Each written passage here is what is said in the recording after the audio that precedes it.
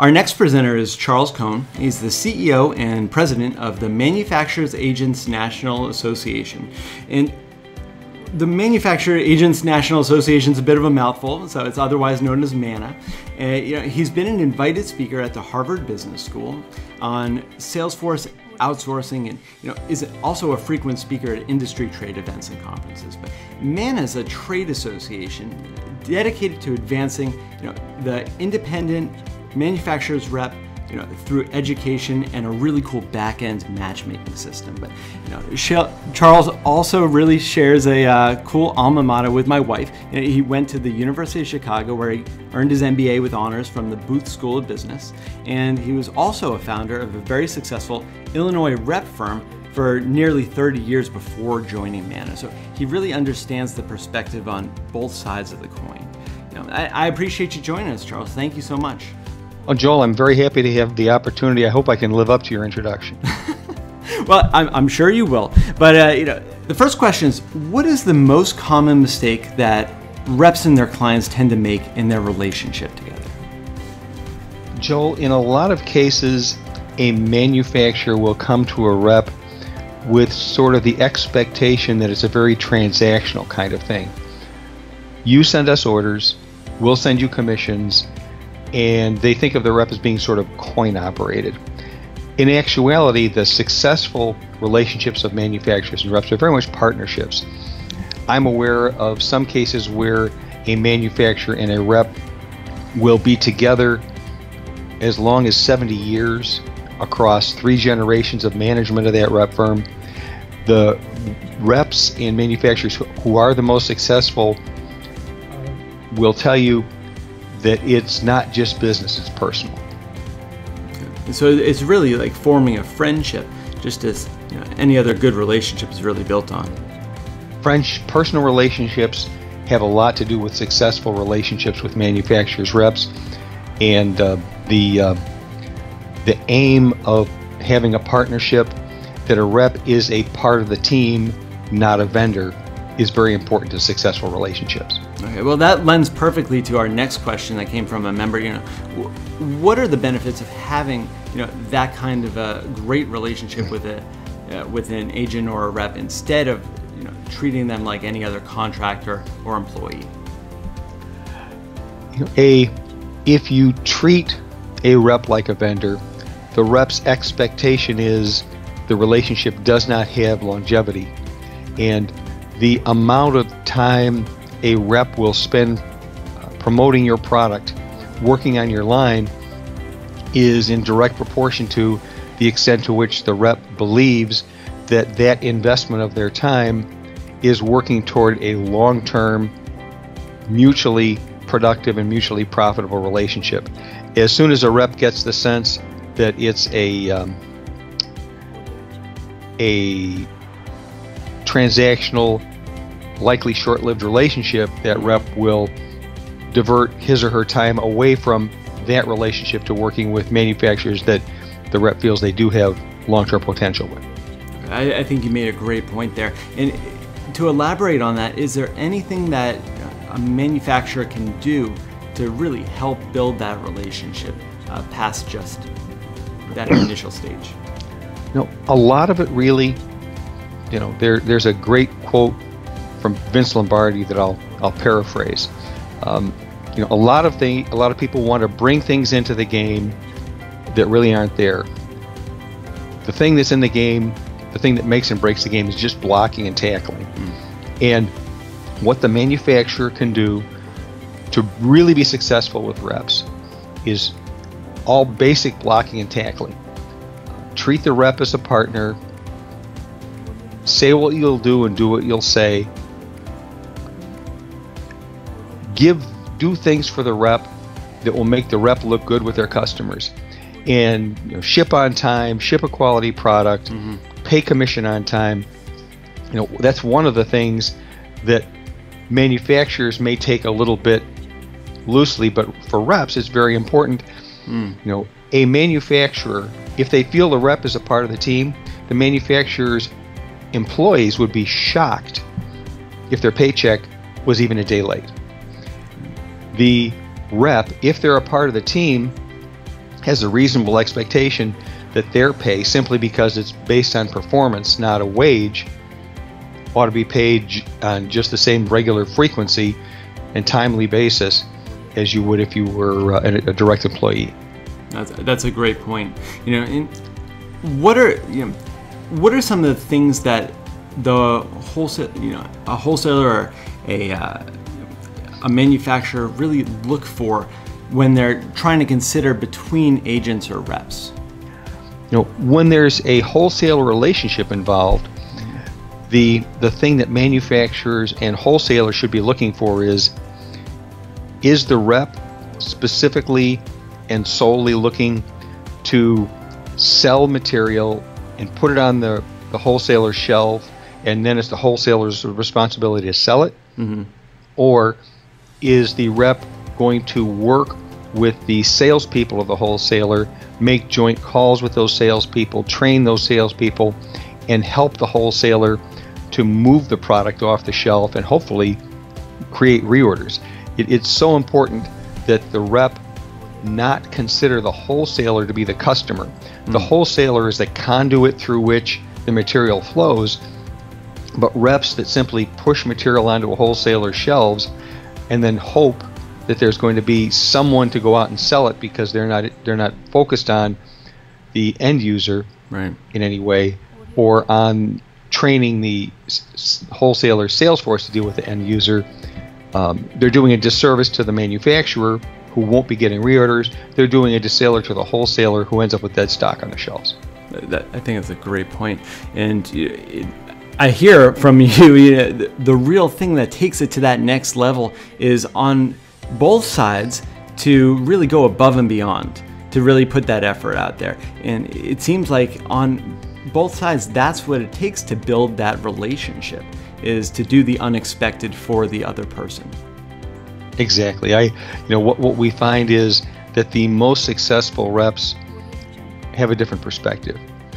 Back in the day, to keep a line, it used to be good enough, increase the sales, and don't do anything wrong.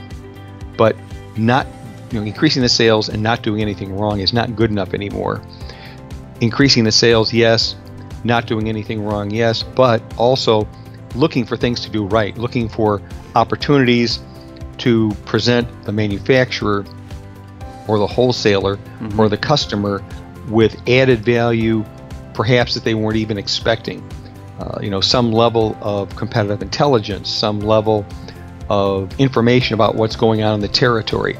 Those are the kinds of things that separate the manufacturer's rep who is doing the way they did things 5 or 10 years ago and isn't going to be here much longer, and someone who's going to be in the rep business for a very long time. That's invaluable advice. What is a few things that the agents look for in the wholesalers that they don't want to admit? What the agents are looking for in the wholesalers, the relationship between the manufacturer and the representative is the manufacturer's representative only represents complementary non-competing lines. The wholesaler may sell 3 or 4 different brands of essentially the same product. So one of the things the rep looks for is for a wholesaler who is respectful of that manufacturer's rep relationship, and if a rep refers the customer to this wholesaler, that the wholesaler, knowing that the rep for product A referred this customer to me, make sure that the customer buys product A and only product A, doesn't go to a competitor who sells something that could do the job. If there are 4 brands of paint on the shelf and the rep for brand A refers a customer to the wholesaler, we expect the rep expects brand A paint will be sold, even if the wholesaler is out of stock, to get it quickly and fulfill that order with the product that the manufacturer's rep referred to the wholesaler. That's interesting. And on the other side of the coin, as a supplier, I had a conversation yesterday with the supplier that this exact thing came out, and they've been burned before by bringing on people that didn't do the job, gave a lot of lip service. So what should a supplier be on the lookout when that conversation is a little too good to be true? The conversation should include not only what's going on with the manufacturer, what's the special deal, what are the terms, what is the product like, but also what general experience does the rep have with the people who are going to buy this product. If you, for example, were selling plumbing fixtures and you're talking to a plumbing wholesaler, you would want to know that the rep, in addition to having a relationship with the manufacturer and having a relationship with the wholesalers, also had a relationship with the plumbing contractors, because ultimately it will fall to the rep to assist or even take the point position in helping the wholesaler who's purchased all these plumbing fixtures to actually get them in the hands of plumbers who purchase them and install. So really kind of looking behind the veil, trying to figure out who they know and what their experience has been and will be. Exactly. Okay. And what do you see as the biggest mistake that a supplier rep relationship has been when getting off the ground? And how can that be avoided? The biggest problem is, and the way to avoid it is to talk about the elephant in the room. A rep may rep 10 different products. A wholesaler may sell 80. A rep with 10 lines on his or her line card may only have 4 or 5 in that particular wholesaler. In some cases, that rep on other lines that the wholesaler doesn't carry may be their competitor. So in a lot of cases, this is the elephant in the room nobody talks about.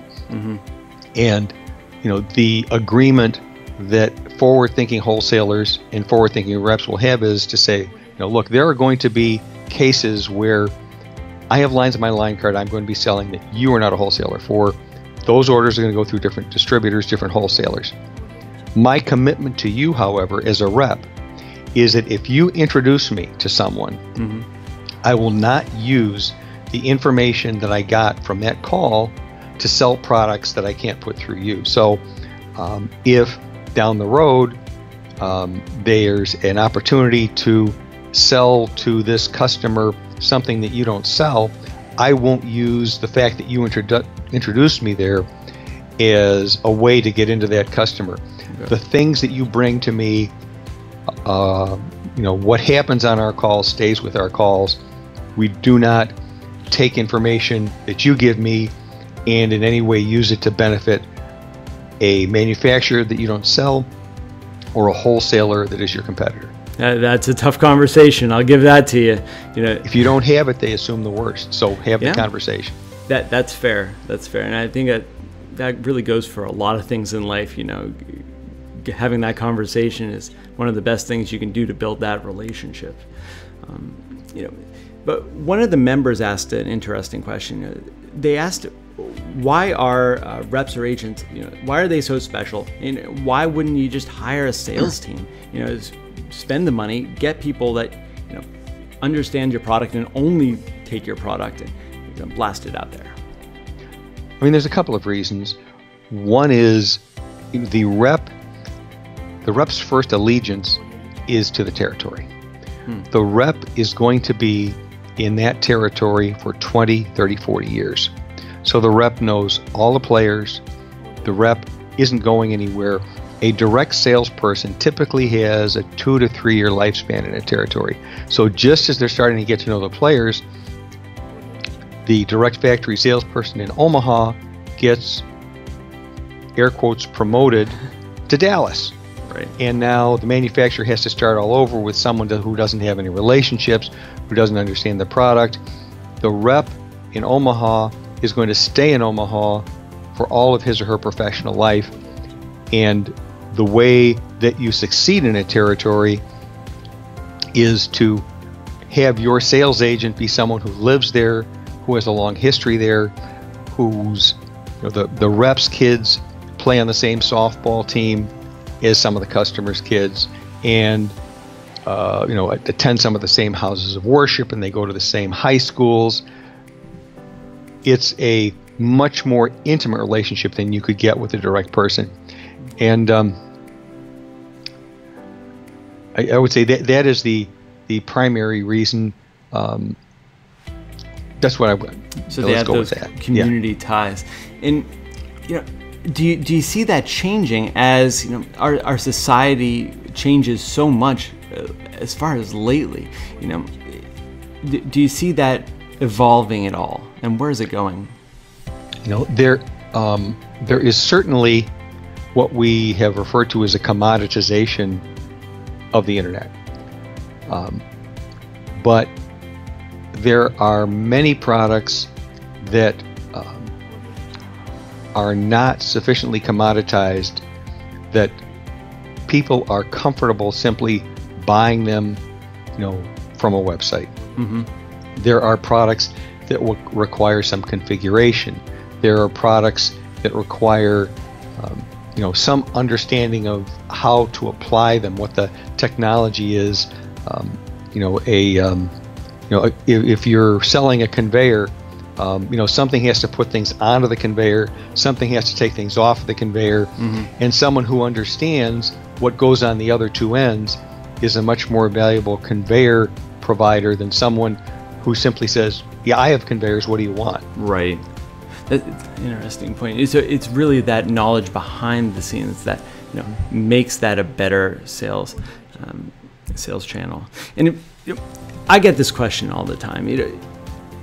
If you were to develop a product, what would you focus on to maximize the chance of fast growth and interest from reps and agents to bring them on? How do you excite somebody from an outside to really believe in your company and to really, as you said, put you to the front of the line and promote you?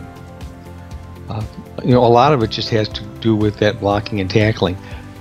Quality product, shipped on time, fair commission rate, make the rep look good with his or her customers. If you do the blocking and tackling, you will generally outperform most of the other manufacturers on a rep's line card, and you may very well get 20% of a rep's time, even if you're only 10% of their business, simply because you make them look good to their customers and you take good care of them. So that's really, it's just being there when they need you and really kind of taking it to that next level.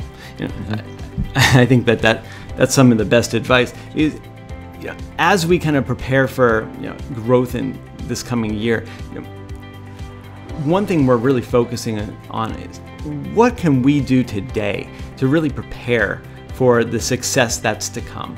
And if you can give one piece of advice to, let's say, a manufacturer on how to prepare for the scale and how to really best prepare themselves to be the standout company that somebody wants to work with, what advice would you give them?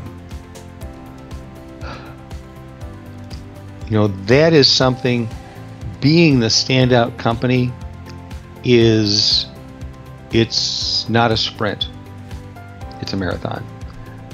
You can't flip a switch and become the standout company in a month or two.